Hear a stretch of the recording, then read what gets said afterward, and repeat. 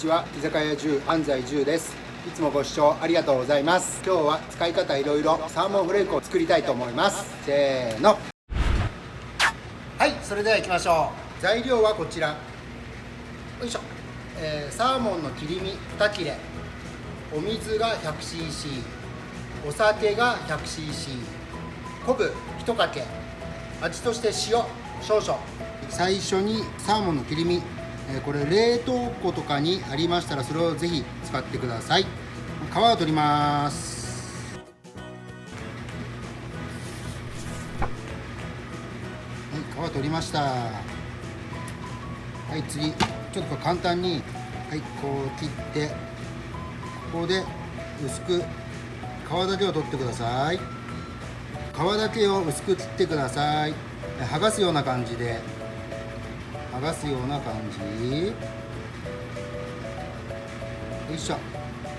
そしたらここの血合い取りましょう。これを取るとすごい出来上がりが綺麗です。血合い取ります。はい、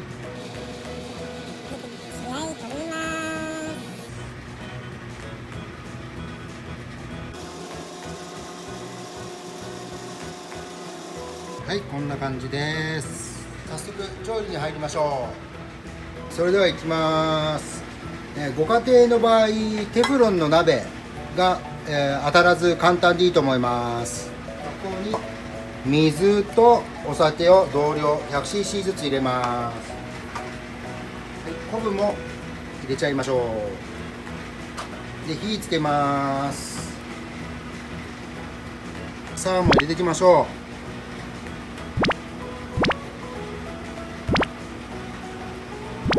ポイントはお箸、5、6本用意してください。これで、ほぐしながら入り上げていきます。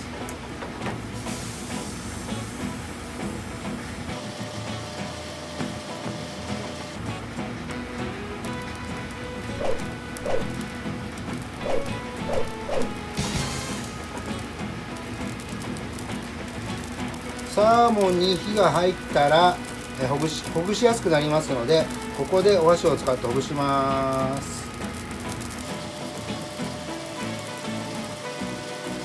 だんだんほぐれてきましたね。昆布は邪魔になるのでもう取っちゃいましょう。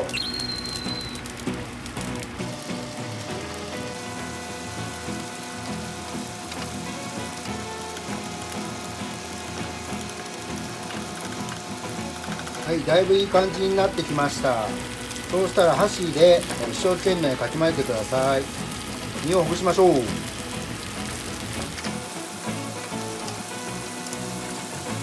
ある程度水分が飛ぶまで切り上げます。しっとり系が良ければ多少の水分を残す。パラパラ系ドライが良ければしっかり水気を取ってください。